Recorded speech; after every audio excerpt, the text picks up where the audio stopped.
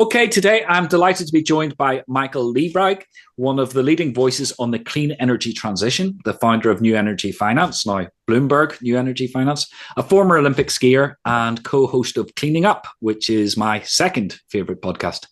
But thank you for joining us today, Michael. Gareth, yours is my second favorite. Isn't that a coincidence? Okay, that was a very brief summary of. I had a much longer version of your CV, which has all sorts of fascinating things in it. But where and when, and perhaps why, did your passion for this low carbon energy transition begin? So, I wish I could say that it was my ambition since I was very young to be involved in the energy transition because it will improve the planet, might make me some money, it will be fun and interesting, and I'll meet amazing, extraordinary people like yourself, Gareth. But that would be false, because I think like a lot of people, your careers are not that kind of linear. And so I studied engineering. I did an awful lot of skiing. I did some climbing.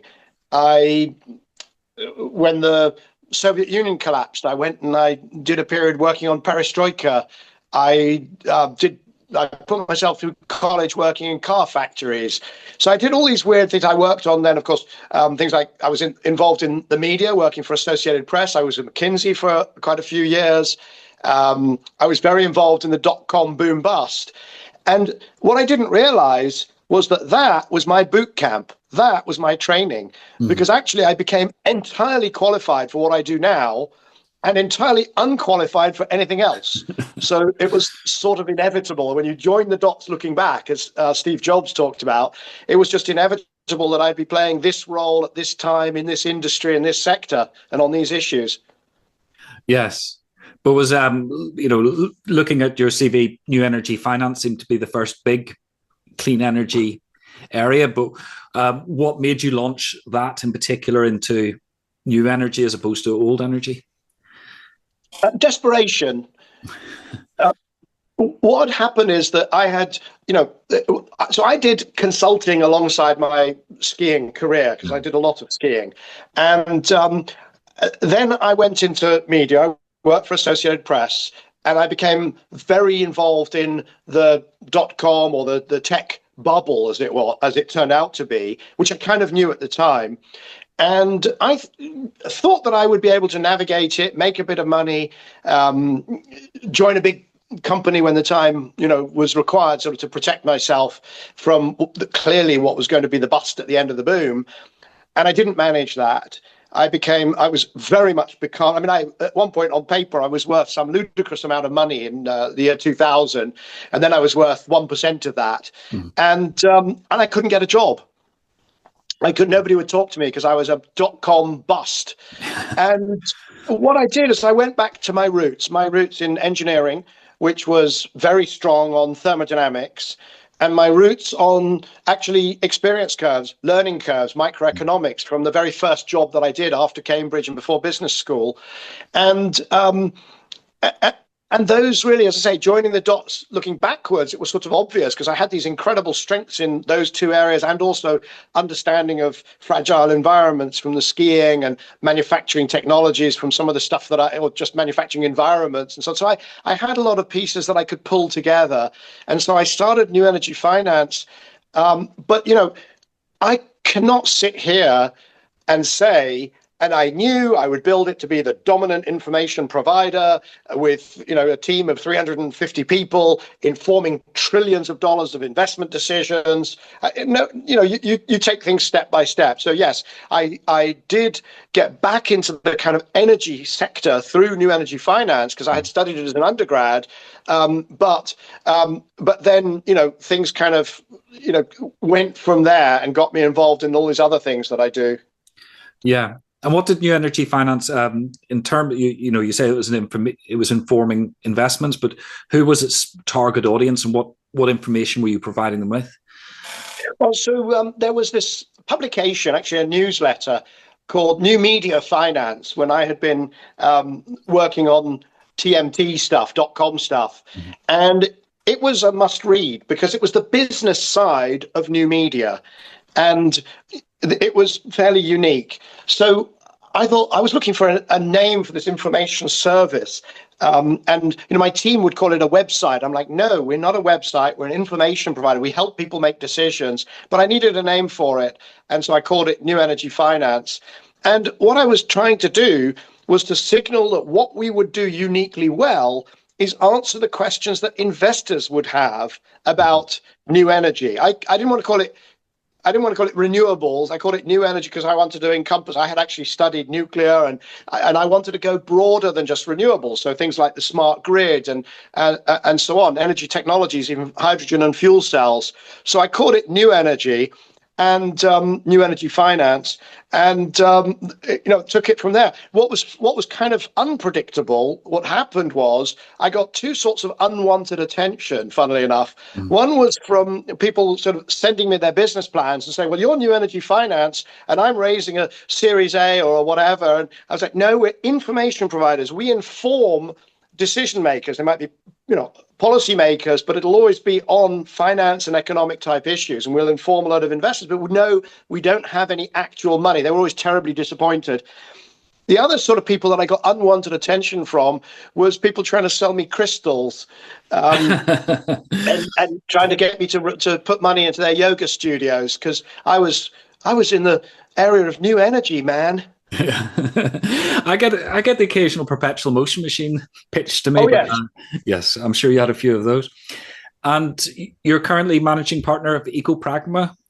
Now, is that well, explain what EcoPragma does then. Right. So broadly speaking, I do three things now. I've got media activities, which would be I write for Bloomberg. You may have seen the most recent piece I wrote on AI data centers. I do some speaking, public speaking, but a lot of sort of private speaking with, boards of things and limited partner groups and so on. And I've got my podcast, my own podcast, Plug for Cleaning Up, your second favorite, sadly, but my favorite. And media activities. And I did a lot of work on media in between. So I was deputy managing director of Associated Press Television, and I launched various media businesses there. So that's one business area.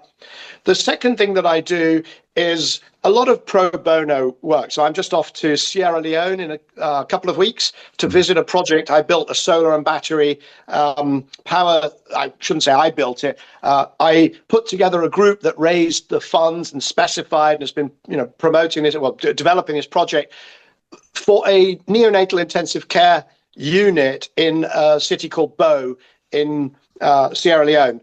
So, but I would put into that pro bono work also.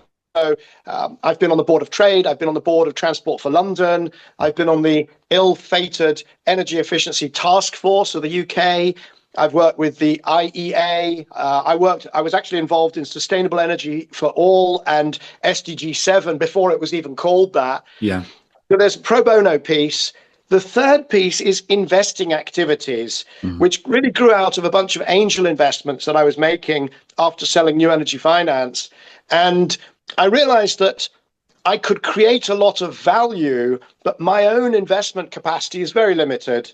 I like to pretend I'm this rich, successful entrepreneur. In fact, I've got kids in school and houses and costs. So what I've done is I created a vehicle which is to amplify or to extend the investment activity. So together with a partner of mine, or a friend of mine from business school, who's my co-managing partner, Henry Lawson, we're doing corporate finance advisory, and we're looking at whether we can get into the actual asset management business, see if people will, perhaps give us funds to manage over time. So that will be an advisory and an asset management business, EcoPragma Capital. And we've also, as EcoPragma Capital, just to complete the circle, what we've also done is we've spun out something called Pragma Charge. And Pragma Charge is HGV charging, pan-European, so big rigs, 40-ton trucks and above. And we've got two projects underway, one in Valencia in Spain, one in Kotka Harbour in Finland, both chosen because the electricity price is low. And we have a very interesting business model. So I think we're going to be one of the major players in HGV truck freight electrification charging. Yeah. And haven't Amazon just announced an investment in electric HGVs recently? So yes, Amazon has just announced they bought 200 of them. They will use them for all sorts of things. I'm very excited because it kind of, I mean, in some ways it validates, how can I put it? The deep origin of Pragmacharge is actually the work that I've done on hydrogen. Because if you go back 3 or 4 years, everybody was saying, well, hydrogen may not work for cars, but it certainly is the answer for trucks. Yeah. And I looked at it and I thought, I'm not seeing it. It might be for niches within freight, but most of freight will go electric. So when Amazon comes in and buys 200 big rigs, you're like, okay, that's kind of cool. But we are doing, it's complementary to what Amazon is doing. They will do from their depots to their own facilities. We're doing regional trucking. It's very interesting economics, and the business model that we've got, I think, is entirely complementary to what Amazon is doing there. Yeah, fantastic. We'll come back to your views on hydrogen in a bit, but just sort of to round out the CV, I suppose we've talked about cleaning up. How did that start? You co-hosted with Brian E. Worthington. How did you two get together as a partnership? Well, so I started cleaning up during the COVID lockdown. I suddenly found myself with about 70 days a year of extra time on my hands because I wasn't traveling, I wasn't doing the paid speaking or even the NGO pro bono speaking. And I wanted to find clearly a good thing to use that for that, that time on. It probably is also psychological because I did not enjoy lockdown. I'm very, I'm an extrovert. You may have noticed.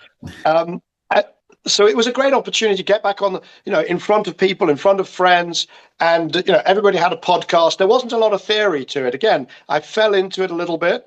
I started just to do episodes, talking to friends of mine who had influential positions, influential roles. I ended up talking to, for instance, a whole load of people who are absolutely instrumental in the Paris Agreement. So Christiana Figueres, but also there was Rachel Kite, there was Amber Rudd, there was Laurence Tubiana, who was the special climate envoy in France. There was Catherine McKenna from Canada, the Canadian minister, and so on. Todd Stern, the US negotiator. So I thought, actually, this is sort of important stuff. Why is nobody doing these in-depth, interviews? And I kept it going. About a year ago, just over a year ago, I would say, no, nearly 2 years ago, in fact, in the case of Brian, I thought, you know what? I either have to stop doing this because it takes a lot of time, or I have to get really serious and turn it into a proper platform for myself. So do good whilst doing well, moving the sector forwards. And I thought, okay, I need to diversify the voices because otherwise it's just the me show. And I've known Bryony for quite a few years. I have the utmost respect for her, but we're quite different in terms of, not just demographically, but also politically. So I thought there might be a little bit of good tension there, as well as, just broadening our network. And then a year ago, I decided it really needs to be more than just a podcast. It's actually, I would call it now an accelerator in that I've pulled together the alumni into an alumni network, and I've created a leadership circle of organizations that sort of see the world a little bit like me in terms of the urgency of climate action, but also the demand for practicality, the importance of finance, and things like justice, as well as private capital coming in.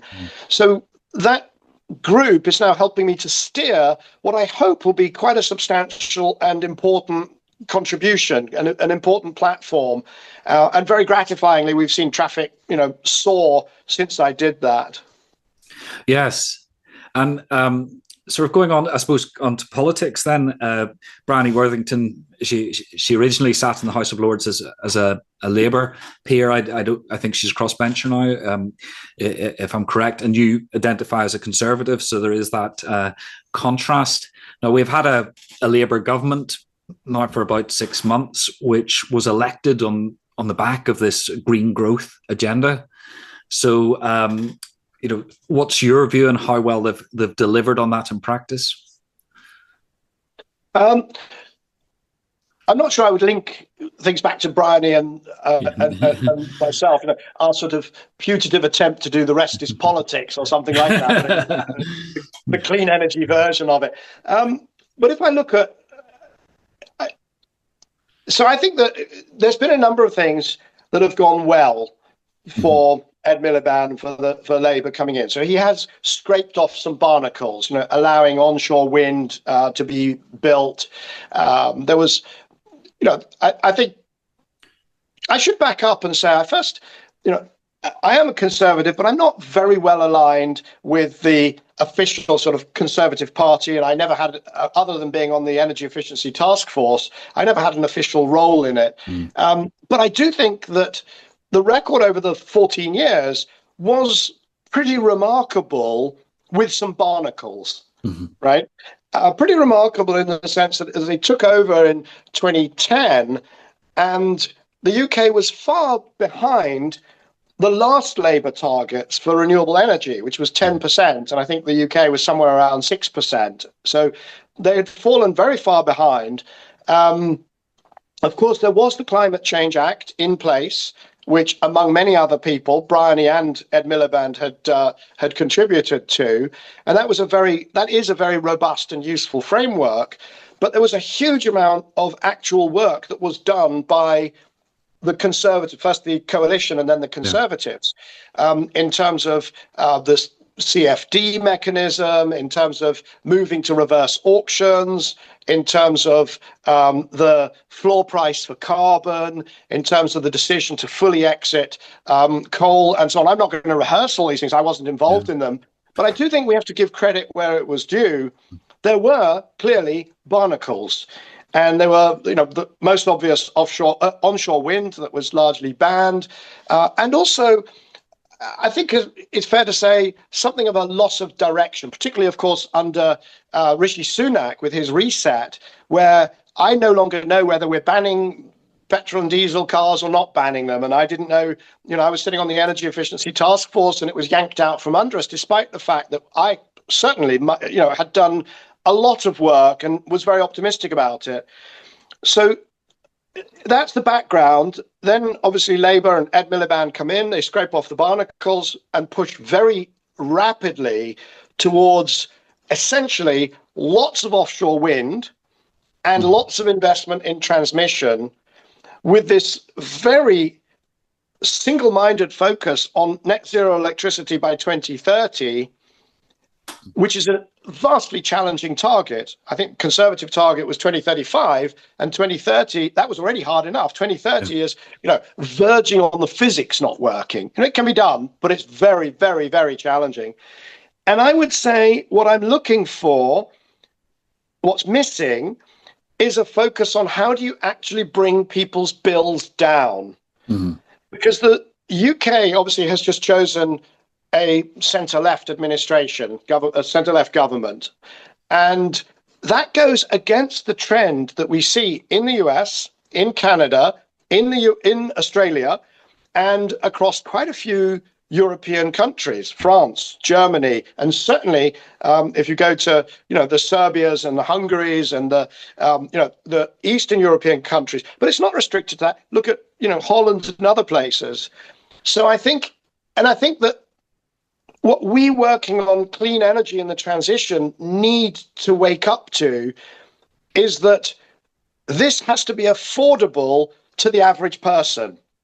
It has to be affordable to the average person. The average person wants action on climate. That's great.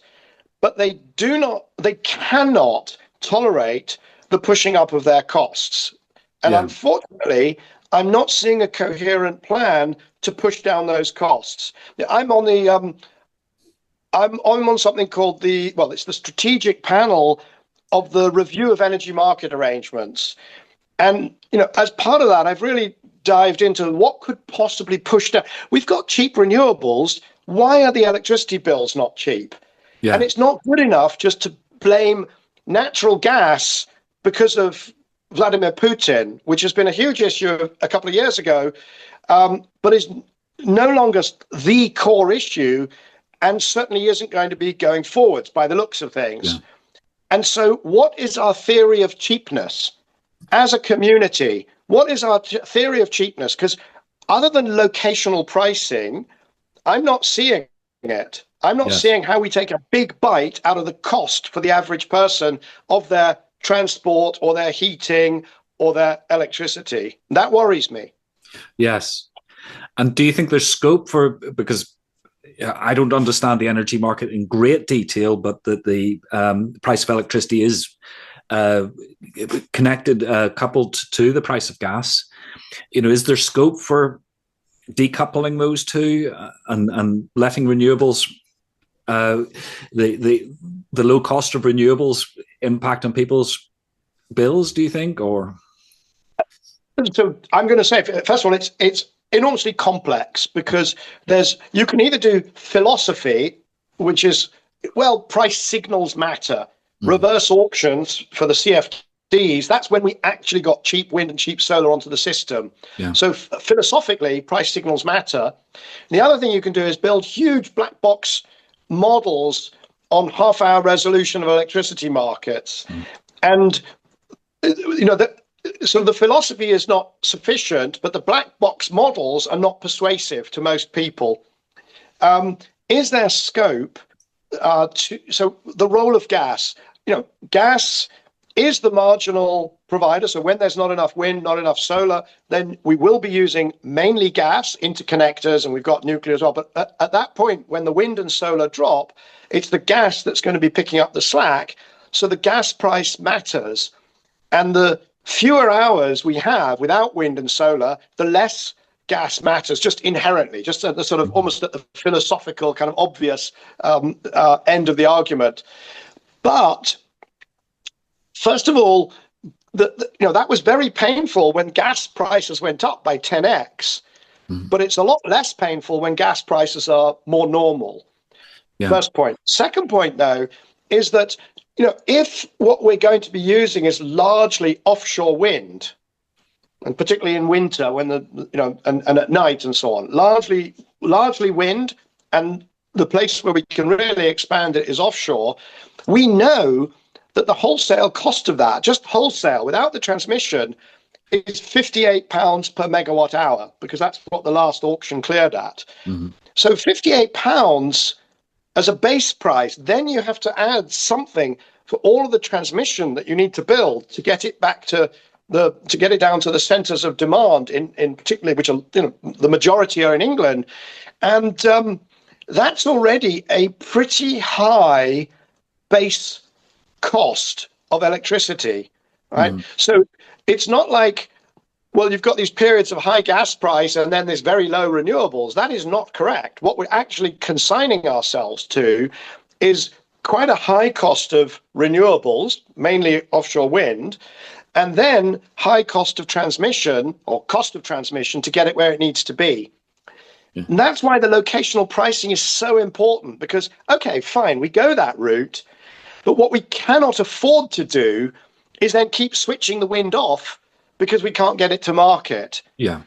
What we need to be doing at that point is dumping it onto people to say, look, free wind, free electricity for a couple of hours a day, charge your cars or buy one if you've not got one, use your heat pumps or buy one if you've not got one, because this is how we're going to accelerate the transition.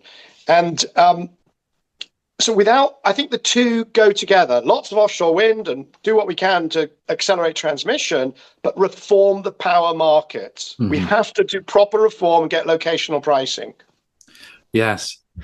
Yeah. And you wrote a piece a while ago for Conservative Home, urging the party not to abandon net zero. Perhaps you could quickly summarize your argument and tell us how it went down. Sorry, Conservative Home, I should say, for anybody who doesn't follow these things, is sort of the grassroots voice of the Conservative Party in the UK. Well, I just got to correct you there, because it feels to me like it's got a lot more grassroots reform members. Certainly the vocal voices on the comments that I've had a couple of times, the few times that I've written for them, they've all been very, very much to the swivel-eyed end of the spectrum. So I very much doubt that they're conservative voters at this stage of things. What I did was, obviously, Conservatives get a crushing defeat, and probably quite deserved. I'm going to say that, I'm going to put my hand up, quite deserved after the shenanigans of the last few years, and have to figure out how to come back from that. And then there's the leadership campaign. And the last two candidates standing are both seen as people who are maybe not hostile, but, well, perhaps in Robert Jenrick's case, hostile, and I think Kemi Badenoch's case, skeptical, and I use that word in a sort of proper scientific sense, about the need for net zero. And the Conservative Party has to, if it ever wants to get back into office, it has to do one of two things or a combination: persuade people in the middle, or bring back people and persuade people who have gone off to reform at the extreme, what I would call the swivel-eyed end of things. And I wanted to make the point, so first of all, I believe that the way to go is the middle. There's a lot more people in the centre of British politics. It's a fantastic country because we've generally not gone to extremes, right? We've generally got a sensible demos that doesn't necessarily ignore, but that rejects Oswald Mosley and also rejects Jeremy Corbyn, and is just sensible and fairly central. So there's a lot more people in the centre, and particularly there's a lot more young people. There's no question, if you don't have an answer to climate change, then you're not going to have, you're going to have a very tough time persuading young people to vote for you. Yeah. It's very attractive, particularly because a lot of conservative activists are not younger, and they're not, many of them are not urban, because we've had a terrible record in the cities, losing the cities. So it's very comforting and easy to shift towards I shouldn't keep calling it, but the swivel-eyed end of things. Yeah. But that leads you, as we've seen, down to rejecting the science. So, rejecting the science behind climate change and the impacts that can have. But rather than lay it out in that way, I always like to, if you're talking to conservatives, it's a lot easier to talk about two things. One is tradition and history, and the other is opportunity. Yeah. Tradition and history is that the Conservatives have always played a leading role in actually the UK's environmental responses, and also, interestingly, in switching the country to new energy forms. Yeah. And we're actually good at that. That's something that we lead the world in adopting coal, in adopting oil, and now in adopting clean energy. Sorry, I've missed one. In adopting nuclear.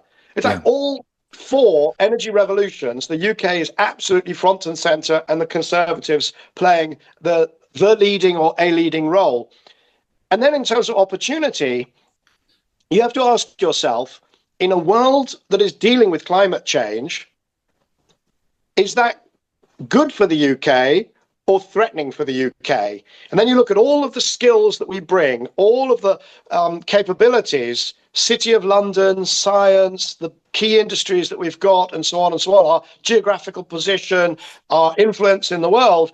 It's a fantastic world for the UK where we actually deal with this stuff, as well as reducing vulnerabilities and so on and so on. So that was the point that I tried to lay that out in order to head off too many conservatives from saying, the problem is that the solution to our problems is that we must reject this absurd religion of climate change and net zero. And I say, absolutely not. That would consign us to, opposition for decades. Yes, I should probably declare my hand as a Liberal Democrat of at least 20 years, but so I'm neither Labour nor Conservative, but purely in the centre.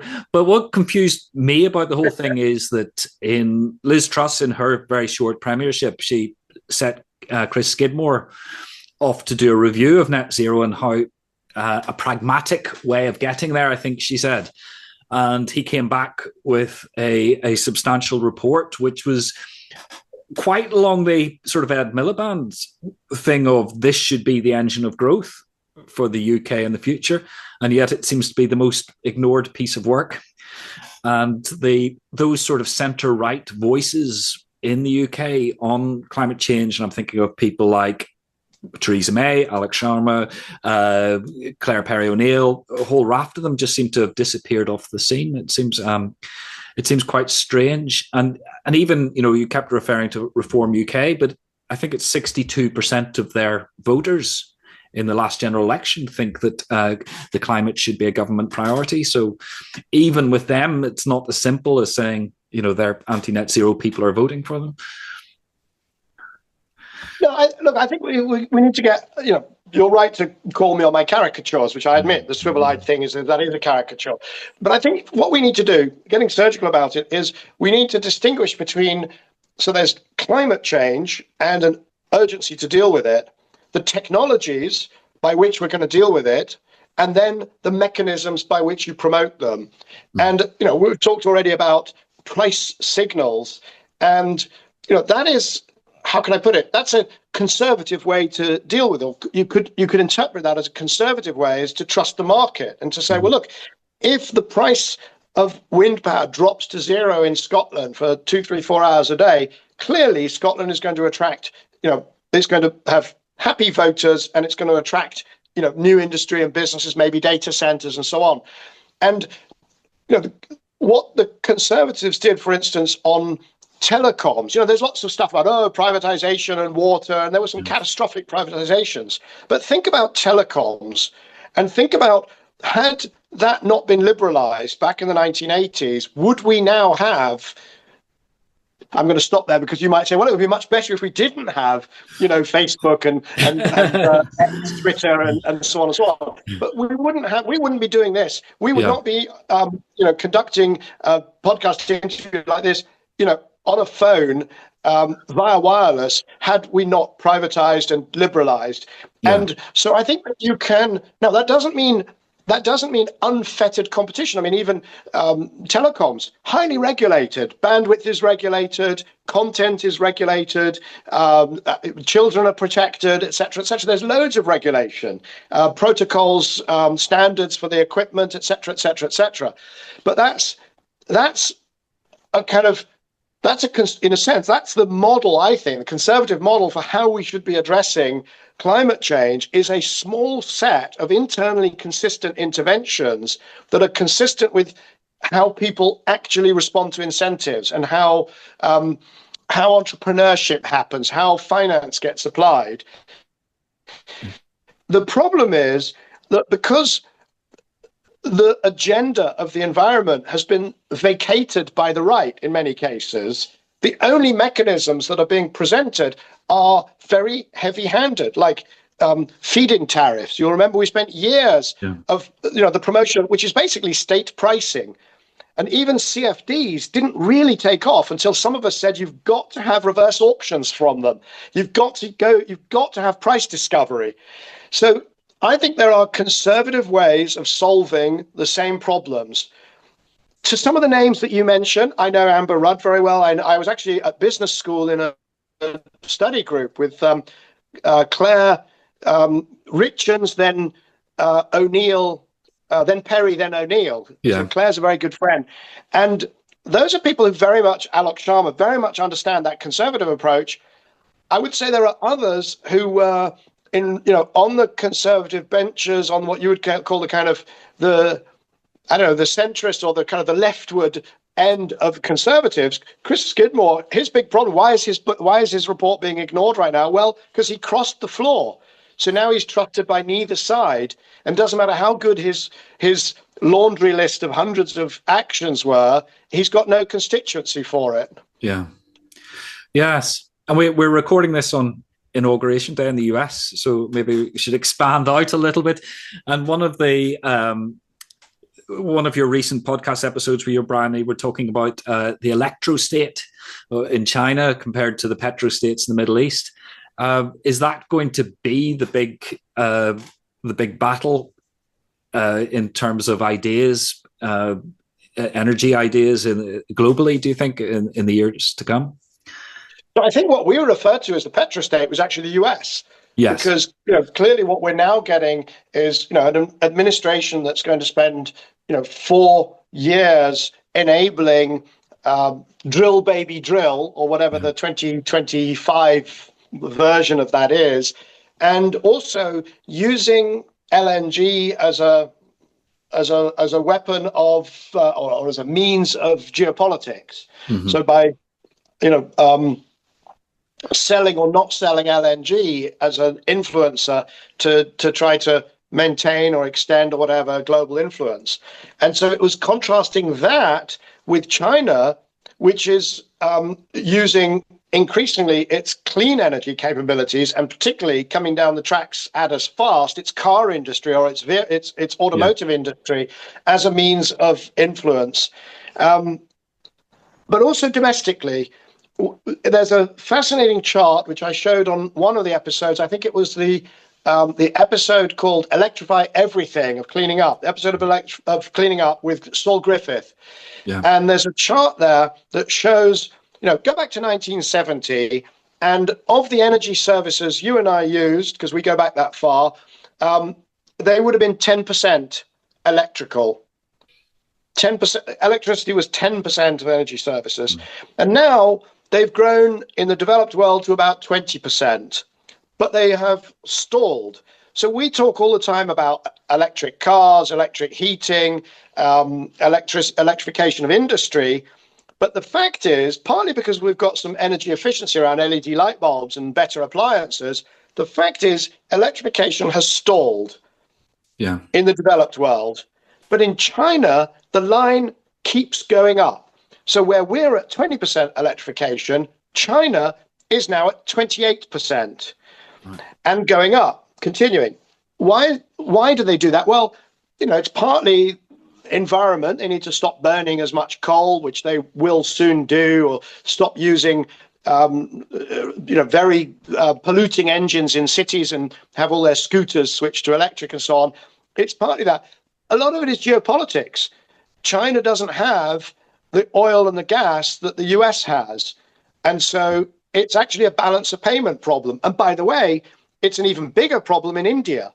So the electrostate domestic strategy to switch to electrification makes fabulous sense for China, will make sense or is making more and more sense for India, and is opening up the export opportunities. So now you've got China's strategy and the US's strategy, and Europe is struggling for a response. Yeah, we have expensive energy, and as the situation with the UK, no real plan to push down the energy costs. The EU, von der Leyen's administration, doesn't really have a plan. They talk about it, and they have the Draghi report. There's nothing obvious there that will push down energy costs. And so, I don't know, is it the US petrostate, the Chinese electrostate, and the European, I don't know, luxury goods and handbag state? I don't know. Yes. Yeah. And we've mentioned a couple of times hydrogen, and I think you've been quite vocal about your views on hydrogen. You've developed this hydrogen ladder concept, and it just seems to keep rearing its head again and again.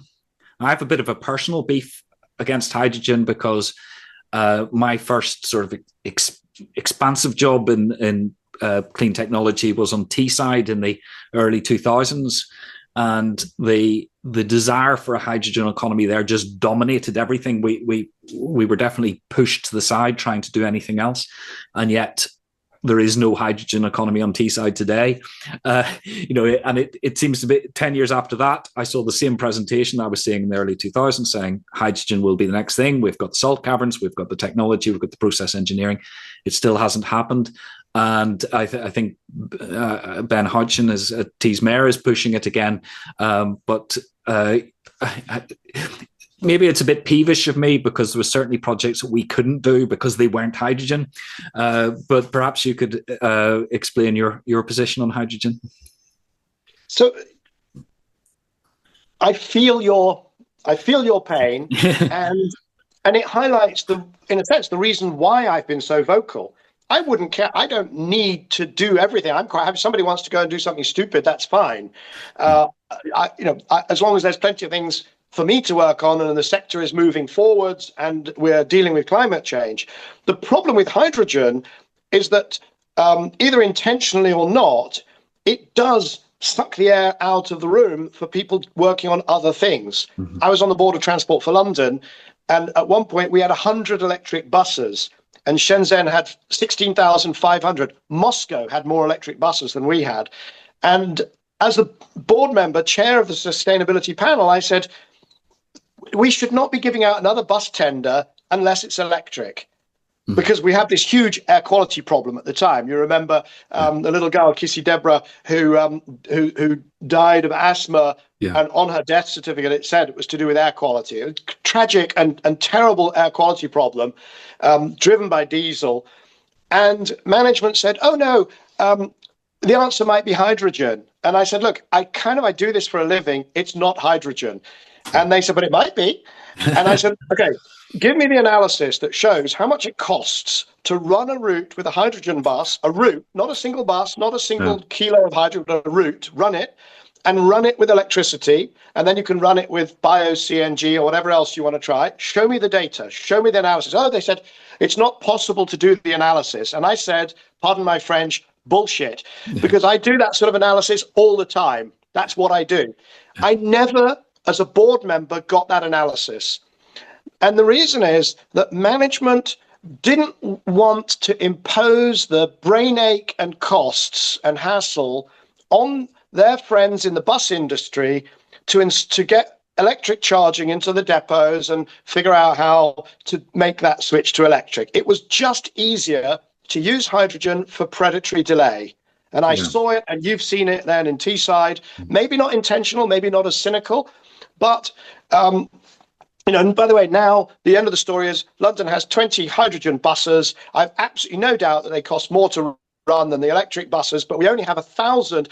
We have these posters that say 100% of London buses are low or zero emissions or something. And the truth is that 80% of our buses or more are still, I don't know, it may be 75 now.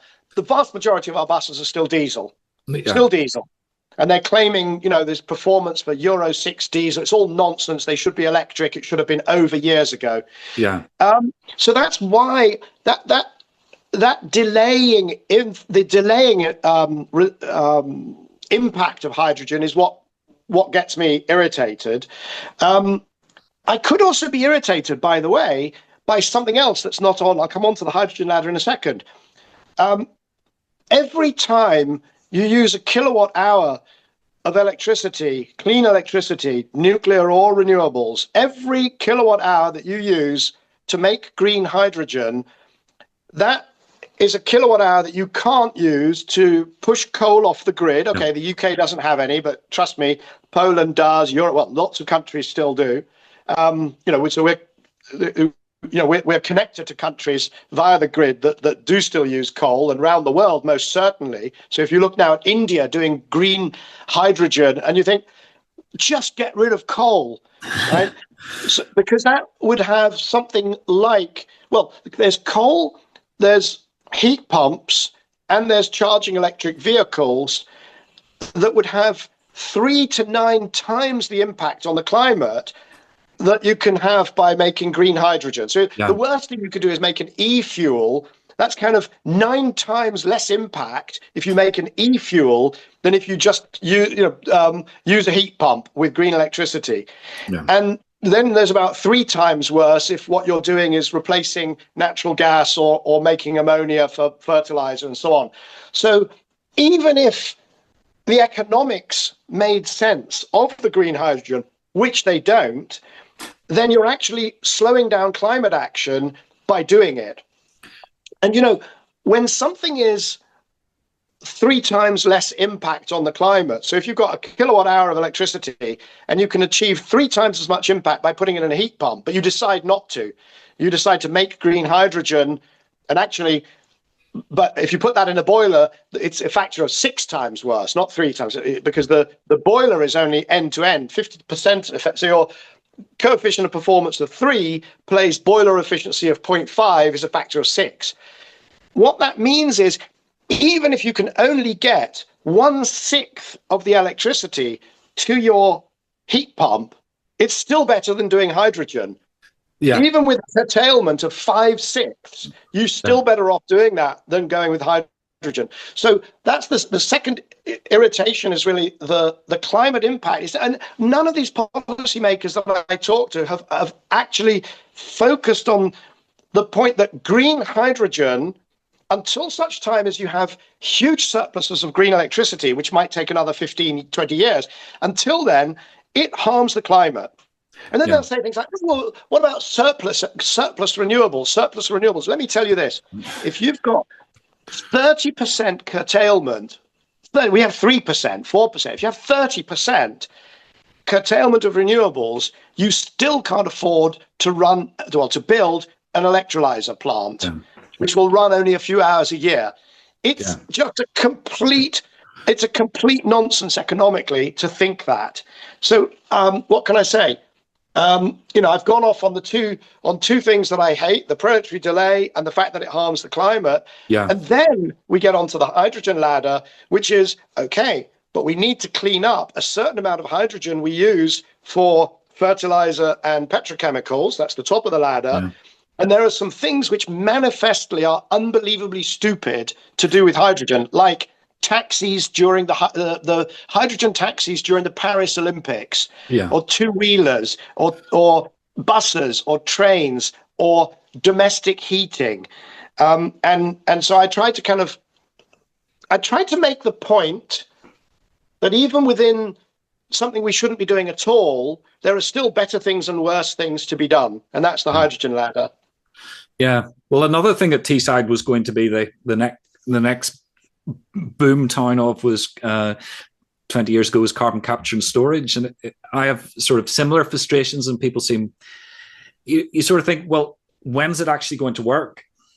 And it seems to be used to me as an excuse for business as usual. So the government's recently said we're going to increase waste incineration, but every plant has to be carbon capture and storage ready. And I understand that means they have to have a bit on site where a theoretical CCS plant could be built. And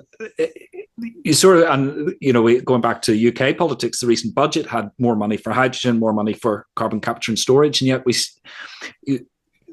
the electrification that we've been talking about, I'm sure there's electric cars sat outside my house at the minute, but there's no hydrogen cars. And it's sort of, when are you going to start backing the winners rather than backing everybody equally? But just on a point of clarity, the recent budget had money for hydrogen for tenders that had already been sort of committed, but the money wasn't there in the budget. So that was a bit of, you could almost say, well, that's a sort of barnacle from the previous administration that hadn't funded the things they had promised. I do worry if there's any additional hydrogen funding, and I think there was talk last week of another, was it 1.5 billion? I think that would be a huge, huge mistake. If you look at the cost of decarbonising the UK's existing hydrogen use, 700,000 tonnes, you would need so cumulative subsidy just to do that would be around £40 billion.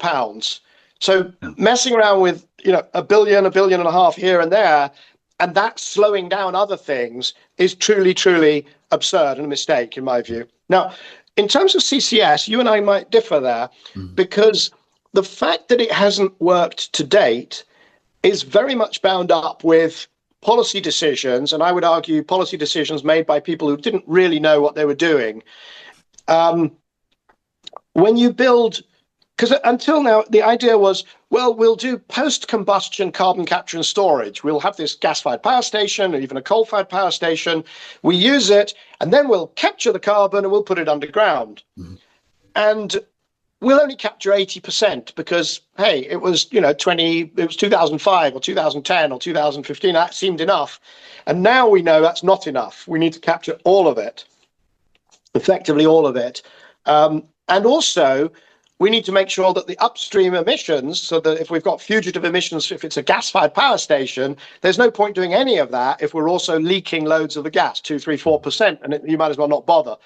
So and then, by the way, when you do post-combustion capture, it's really hard because the power station keeps going on and off. And your carbon capture wants to work continuously and costs a lot of money. So if every time the power station turns off, all your carbon capture equipment is sitting there doing nothing and cycling and cracking and doing all those things, thermal cycling and cracks and so on. So I think the fact that it's never worked, and then, by the way, we've also then yanked the funding suddenly.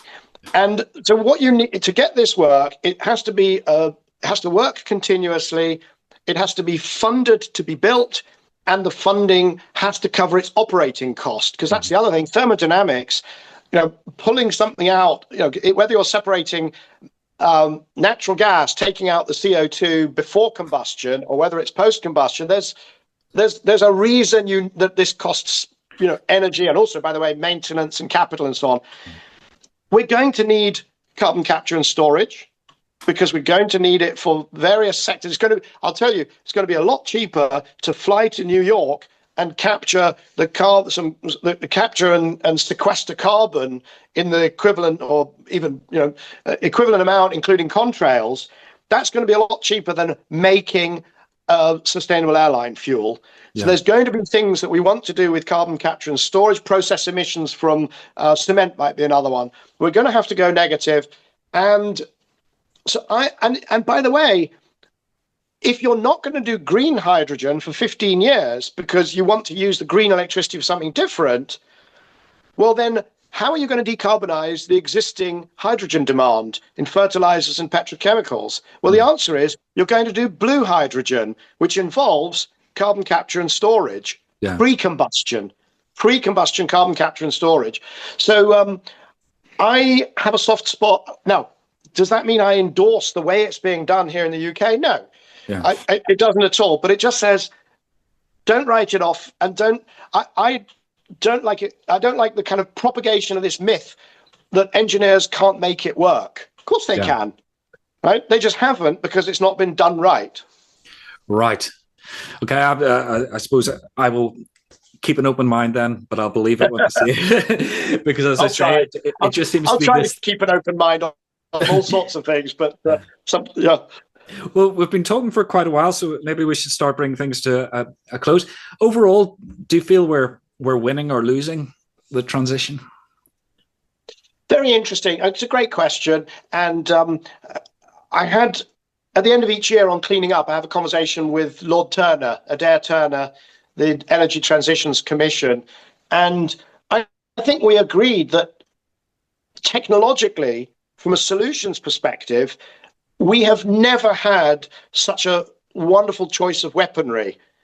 We've now got very cheap solar, and we've got getting very cheap batteries. Electric vehicles are, clearly outperforming internal combustion, and more and more users.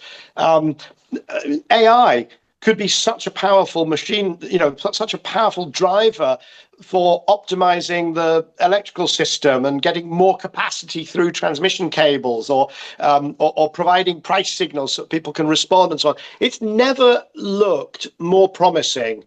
Electrochemistry, the stuff we can do, instead of baking rocks for minerals, we can extract them electrochemically, and we can invent new catalysts using AI and so on. Fantastic. Politically, though, we are going in the exact opposite direction. It's pretty clear that we're going to go through a number of years, and it's not just the US, Canada, and Australia all look like, in the Anglosphere, going, strongly skeptic. But I've seen it. I've just come back from the Gulf, and there's always been an engagement with the climate agenda. There's always been a sort of, an acceptance that climate change is real, and that it has to be dealt with, and this real ambivalence, because on the other hand, the wealth all, originated with oil and gas, but there was a real engagement in that issue set. And on my recent trip, there were a lot more people, in a sense, ignoring, or it's become much more transgressive again to talk about climate change in general business circles in the GCC region, but also I think around the world. Trump's victory in the election has sort of empowered people to say, "Ha, climate change is a hoax," or I could just put it in a box and ignore it. So that empowerment of the pushback is profoundly troubling, and it will slow us down. There's no question. I didn't think we would get to net zero 2050 globally. I think we could as the UK, but we're not on track globally. I thought, well, we'll get there by 2070. 2060, 2070, 2080, that period. And I think we've got to push it back by 5 years because of the current swing of the pendulum. Yeah. Although an optimistic view on that would be in 2017, 4 years ago, or 8 years ago, sorry, Trump was declaring that he was going to revitalize the coal industry, and it in the US, and it collapsed faster than it had previously. So he may mess it up yet in a good way. I've been doing this for 20 years, and I've commentated and been to visit many, many, many countries. It's never as great as you think it is. And it's never as bad as you think it is politically. And meanwhile, the undercurrent of the economics of the solutions, and I would add nuclear to that mix, the potential that we'll actually see new nuclear being built at some scale, possibly because of the AI data center demand, but never mind why. The fact is an important potential solution that has accelerated versus a year or two ago. I mean, so there's a lot of good news as well. Yeah. And, if you could change, I was going to say one thing, but I'll if you have more than one thing, let's hear it. But if you could change one thing to accelerate the transition, maybe shift the playing field back again, apart from fixing a few elections, what would it be? Well, funny you should say that. I would like to unfix elections. So whenever I've been asked that question, I've always had one answer and one answer only, and that is fix campaign finance in the US. Yeah. Citizens United was a catastrophe of global proportion. The idea of all of this dark money that flows into US politics, but also the ability to simply buy, members of Congress openly. I think that is a huge problem. And the reason I say the US, because the influence of that just pervades globally. So if you could fix that in the US, and that's not an endorsement of Biden. It's not an endorsement of Harris. It's not an endorsement of anybody. It's just saying, can we please get politicians back to being focused on doing what's the best for their constituents, not for a subset of their constituents? If we could do that in the biggest democracy, the biggest economy, rather, the biggest democracy is India, the biggest economy, the most influential economy of the world, culturally most influential output in the world from the US. If we could do that, I think everything else falls into place. I'll be honest. Yes. Yeah. And a question, sorry, I meant to ask you, because when I was looking at some stuff, you have been calling out, misinformation. There was the Aston Gate case, and on one of your podcast episodes with Roy Sutherland, there was a PR company got an award for spreading uncertainty about heat pumps, and that just, I think I'm naive about these things a lot, about the amount of lobbying that goes on behind the scenes, to keep the status quo.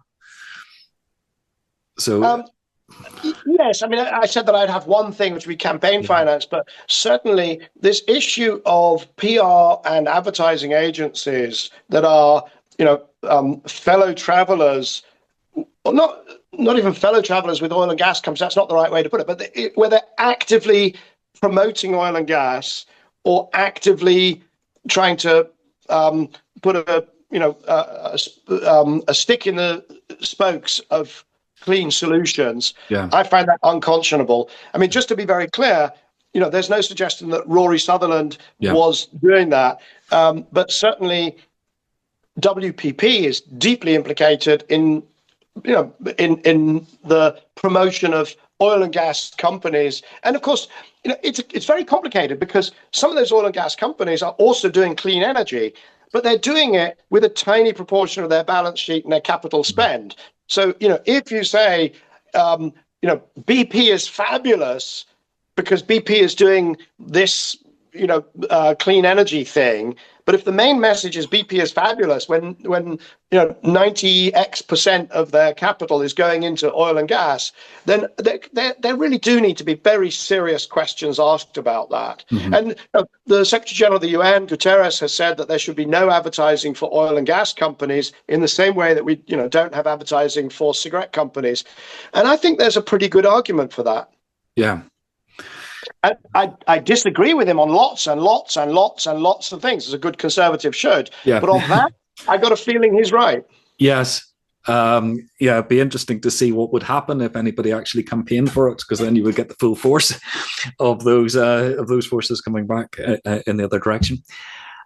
Thank you, Michael. I've kept you for quite a long time. I've really enjoyed our conversation. I think we've covered a lot of an awful lot of ground. I'll put a link to the Adair Turner podcast, because I did think that was excellent myself. It was a very intriguing view, and sometimes you agreed on a lot of stuff and disagreed on a lot of stuff, and that dynamic was very interesting. But thank you for coming on my podcast and talking to me today. Thank you very much. Honored to be invited, and good luck with developing your audience. Yeah. Okay. Thank you. Thank you.